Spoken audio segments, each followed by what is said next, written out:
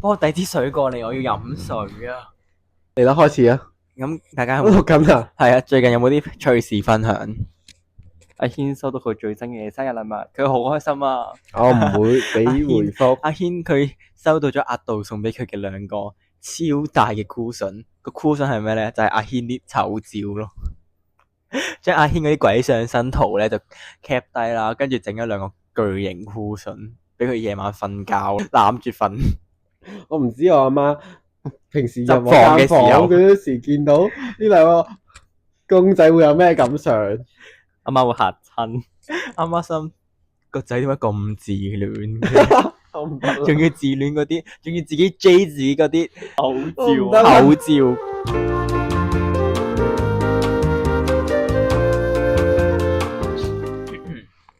OK，歡迎大家翻到嚟 hea 住講 hea 住聽，我係阿 Lam，我係阿軒，我阿杜，點解咁開心？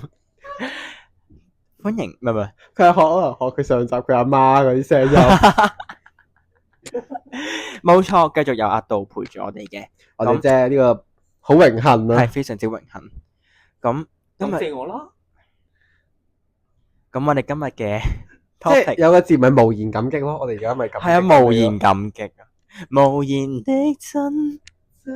呢度唔係 K 房吧？我記得好似咁今日我哋講嘅題目係 about 繁體字同簡體字咯，但係到而家仲未諗到個名咯，我咪講咗係繁簡大對決。唔係好想取用，於是非常之嬲。咁你哋諗啦，快啲諗，快啲諗。我本來擬定嘅名係叫做 Hong Kong should be 用繁體字嗎？你呢啲唔係啊，係因為會出現嗰啲。我唔論文都唔會半英半中啦。唔係我個草稿嚟噶嘛。咁點啊？個名叫咩啊？香港不如我哋接講啦。好啊，求其啦。咁繁簡大對決唔會用啊，算啦。後期再諗啦。反正今日我哋嘅 topic 就會講關於香港係咪一定要用繁體字咧？點解咁講咧？因為我最近咧咁，大家有睇 IG 咧都留意到啦，就會有啲死啦，會唔會好敏感啊？會唔會關政治事噶？啊，應該唔係好關政治啊，係關我哋香港嘅文化咯。我個人係覺得，點解我咁講咧？係因為咧，因為最近碌 IG 啊，有碌到啲 post 係話咩？學校老師必須要學生使用簡體字。但係我哋今日係講緊，究竟我哋喺功課入面啊，或者係平時生活中我哋寫嘅字咧，喺香港啊，注明喺香港，我哋用嘅文字應該係用繁體定簡體？我講先啦。唔係，我未講完成個嘢啊，好似就係咧，因為我啱啱我咪講咗最近喺 IG 咧有啲 post 係咩？有啲學校要求學生要寫簡體字嘅，咁咧，但係咧，我又有一啲新嘅 post 咧，就係睇到咩咧？就係前任特首梁振英，佢就係講咗話，發表咗就係咩？中國大陸學生赴港學習，為何不努力學習繁體字？並稱話教不嚴，師之惰，即係話。因為其實即係好耐歷史啦，都係講香港係用繁體字噶嘛。咁點解大陸學生落到嚟又唔學翻繁體字，又要堅決用簡體字呢？會唔會係老師問題呢？或者係屋企問題呢？嗰啲咁嗱，呢個就係一啲事前提要啦。但係我哋會傾嘅第一個問題就係會講大家平時用開繁體定簡體字？我講先。OK，我係一定係用繁體字咯。我都係繁體居多啦，都係。係。因為我想講咧，我就係覺得繁體字寫出嚟個 feel 靚好多。我唔知驚唔驚，即係佢寫出嚟好有嗰種，即係靚好多咯。我反正就係會覺得最主要係佢個造字架構係最完整嘅。好，咩叫造字架構？即係話繁體字係可以睇到佢係點演變過嚟啊嘛，可以睇到音譯嗰啲之類嗰啲啊嘛。我平時用緊繁體嘅，但係我而家已經退化到唔識寫簡體字啦。我連簡體字都唔識睇咯。我識睇咯，我起碼係。我係識用識睇。其實我係咁嘅，我小學我中學之前咧係淨係學繁體字嘅。嗯哼，我點樣知道有簡體字咧？係因為我新年咪翻大陸噶嘛，咁翻大陸，咁我大陸就喺，唔係，咁我鄉下就係喺大陸啦。咁大陸啲人咧全部都係用簡體字噶嘛，咁係嗰陣時我先知道有簡體字呢樣嘢咯。但係咁喺香港教學係用繁體字噶嘛，所以我就冇用簡體字同埋唔識寫簡體字嘅習慣咯。所以我就係平時都係用開繁體字咯。係最近呢幾年啦，去上咗即係到咗中學啦，啲老師咧同埋啲同學都會用簡體字，我先知道原來有簡體字呢樣嘢咯。咁先開始認識唔同嘅簡體字啦，跟住就，但我都唔會用咯，因為識睇就得啦，係咪我係識睇嘅，但我就唔係好睇得起簡體字，即係 sorry。我不予置評。因為點講我唔係讚嘅或者唔係，聽下先，我講翻先，我唔會歧視任何用簡體字嘅人啦，只不過係我個人睇唔起簡體字呢個叫咩啊？組呢個 group 咯。總之我係我自己唔會用簡體字呢個字體咯。因為佢想表達意思咧，佢唔想，因為佢唔用簡體字，所以咧佢就唔太交往呢個圈子啦。哦，唔係啊，唔係講錯咗，你講咩啊？我唔交往呢個圈子啊，我唔同你玩我同你啊。我解釋，你好嘈。應該話佢唔係討厭用簡體字人，而係討厭簡體字呢樣嘢，係咪啊？我唔討厭任何嘢啊，我唔討即係厭任何。冇咁 like，相對之下，我有時貪快啦，喺手寫版咧，我會用簡體字咯。我係會有少少情況分唔清，之後可能打字打咗個簡體字出去，最多嘅機會就係我只係會用筆記，即係放自己睇啦，再快記咯，快速記筆記先會用到咯。咁係咁。其實簡體字有時寫出嚟真係快好多因。為簡體字真係好，其實佢係筆畫好少啦，好係快好方便咯。佢隻筆畫就會 cut 咗一半或者剩翻1/3嘅左右就。啱啊啱啊，贊成，即係唔知點解我會覺得係可能同一樣，可能有少少睇唔起定唔知點啦，我唔知啊，冇討厭冇歧視，但就係會覺得即係喺嗰啲功課啊，定係唔知邊度嗰啲自己嘅筆記上面，唔係即係邊度，我係有一個，我會覺得即係寫簡體，我會有覺得有啲缺陷嘅 feel 咯，唔知點解，我講唔出嗰種 嗰種刻不完整了。我有一個係我睇唔起簡體字嘅原因，但我想留翻喺下一題講咯。OK，咁大家有冇補充？我開下題。咁第二條就係喺香港呢個文化社會，你哋會支持用繁體字定係都可以用下簡體字呢？我係一定係繁體派。 me too。我係繁體咯，但係我可以接受，你可以微運用一下。我係生活中咯，我係接受唔到簡體咯。哦，我可以係嗰種類似嗰啲外國景點咧，有啲外國著名景點會寫韓文一行、日文一行、中文繁體字一行、簡體字一行，咁樣分兩行，我係可以嘅。但係如果你係要 mix 埋一齊嘅話，我就唔可以咯。因為點解我咁堅決咧？我有一個原因嘅，就係因為呢個係我小學嘅中文 Miss 教嘅，同埋講嘅。咁就係咧，其實漢字出咗嚟咧係繁體字先嘅。係啊，咁係因為中國大陸出現好多嘅文盲，咁為咗減少呢個文盲率咧，而開始簡化所有嘅字體，形成簡體字嘅。跟住之後咧，咁我 Miss 都會拆解埋所有繁體字啦。佢繁體字係會有好多嗰啲叫咩啊？血同汗喺入面咯。因為嗱，你睇一隻字啦，即係愛人個愛字啦，佢中間係有個心喺入面嘅，即係代表你愛呢個人係有心嘅。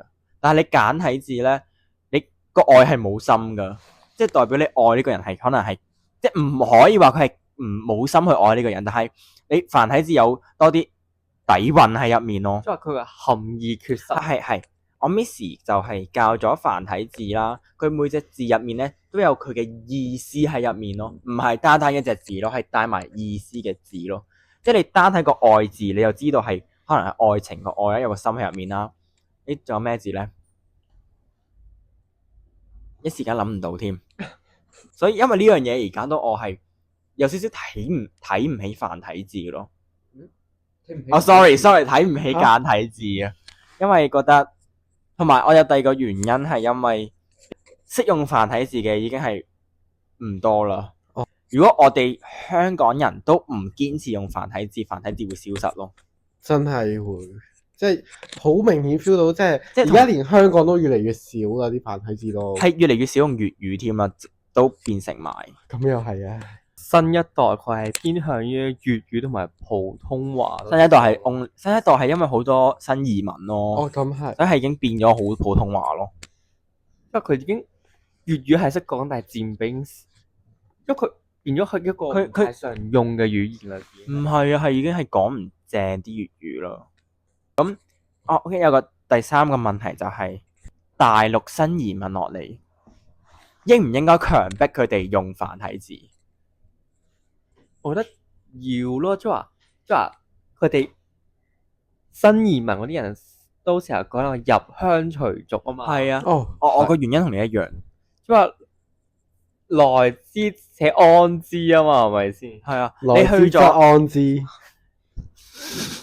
即係你去咗人哋嘅地方，咁你都要去學習人哋嘅文化咯，而唔係排擠人哋嘅文化咯。即係你如果你係去旅行。你去旅行還好啊，但係你而家係長住於呢度啊嘛，你都要排斥佢嘅文化，咁你過嚟做乜嘢咧？即係點樣講咧？你好似自己做妹仔你去人哋屋企做客人，你變咗做主人咯。係啊，妹仔大過主人頭咯。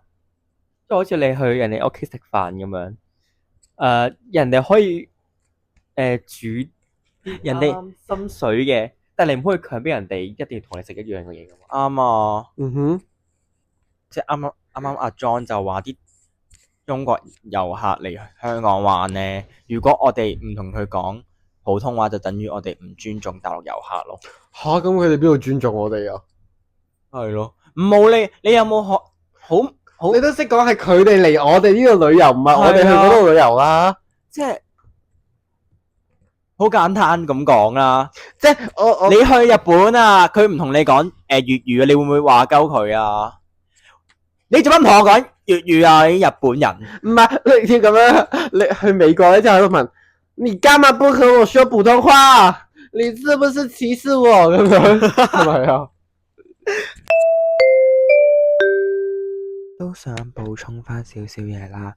香港人如果冇用普通話去回答內地遊客咧，唔一定係唔尊重，因為的確喺香港嘅教育文化入面咧，無論係小學、中學或者係其他嘅課程咧，都有教過普通話啦。但係唔係每個人都會喜歡使用普通話啦，或者係熟悉運用普通話啦，同埋識講普通話啦。所以其實我用普通話答你係情分咯，冇用普通話答你係我哋嘅本分。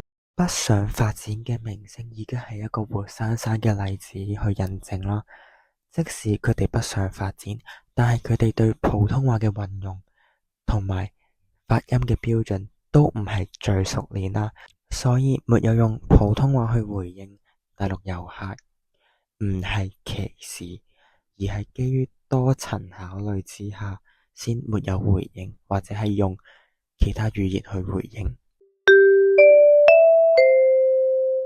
雖然我知道繁體字係好繁複啦，即係你平時寫字都好煩咯。其實你寫慣咗，其實你唔會覺得煩。係啊，真係習慣咗啦已經。係啊，習慣咗你唔會覺得煩，但係有時你要寫嘅速度其實係差唔多，你識寫嘅話，你有簡體字一定會嫌繁體字煩咯。啱唔啱先？即係點講？我唔會想寫咁多個筆畫咯。係，即係有時特別係DSE 啦，DSE 你講嘅係時間啦，你時間之內要寫晒咁多嘢啦，咁你又要諗啦，又要寫啦，咁樣相比起來咧，簡體字係會方便快捷好多啦。但係呢個 moment，我覺得其實用簡體字我係覺得 OK 嘅，但係你平時用字，我覺得會用翻繁體字會好啲咯。係，我覺得香港係一定要堅持使用繁體字咯。喺教學方面，即係起碼你唔好話個文化會消失咗咯。啱啊，要俾佢承傳落去，真係係啊，係啊，係。即係點樣講咧？其實大家唔係話唔係討厭簡體字而係啊，佢而係想keep 住呢個文化咯。同埋即係比較有呢個歷史價值，繁體字係啱冇諗啊，過。同埋畢竟係因為我哋香港嘅社會係由細到大都係教繁體字啊嘛，係啊，係所有教科書都係用繁體字咯，只不過係多咗新移民落嚟啦，而變咗好似喧賓奪主咁樣，變咗好似 What did you mean？喧賓奪主。喧賓奪主，sorry。總之你多咗新移民落嚟咧，就搞到多咗好多簡體字嘅出現咯。咁我諗一樣嘢想講嘅，但我唔記得咗講，唔記得咗。事後記得再錄翻啦。反正其實我哋今集咧就係想談論一下喺香港嘅教學入面應該用繁體定簡體，定係兩者皆可呢？咁我哋最後嘅結論都係要將繁體字 keep 住，所以真係好想希望啲新移民落嚟係學多啲粵語同繁體字咯，但係佢哋就有好多都無心學習咯，即係唔知佢有冇心啦，總之就冇去學到咯，keep 住用翻簡體字咯。我記得啦，雖然咧你之後入到社會投身工作咧，多數用英文居多，都唔係好寫字啦，但係都希望大家可以 keep 住寫翻繁體字咯。就是這樣，有冇補充？冇。咁今集嘅時間就差不多了。如果有乜嘢開心嘅 cam 事、有趣嘅事同埋啲感情事務、生活上嘅困擾，有嘢想揾我哋都可以喺 IG 逐一覆你㗎。咁我哋嘅 IG 名叫做 _HTHL，任何最新嘅資訊同埋幾時出新嘅片都會喺上面同大家 update 㗎。咁快啲 follow 我哋啦！今集就這樣了，大家都可以留喺評論區、留言區 comment 嗰度留低你哋覺得繁體字或者定係簡體字，大家偏向邊邊？啱啊！重申，我哋沒有歧視任何簡體字，只是用一個土生土長嘅香港人，希望繁體字可以承傳落去。重點，我哋沒有引戰，只是簡單的討論。就這樣吧，再見大家，拜拜。希望大家用多啲繁體字 comment 啦。你講乜嘢？吓咩啊？冇嘢。希望大家用多啲繁體字我 comment 唔知啊。拜拜，拜拜拜。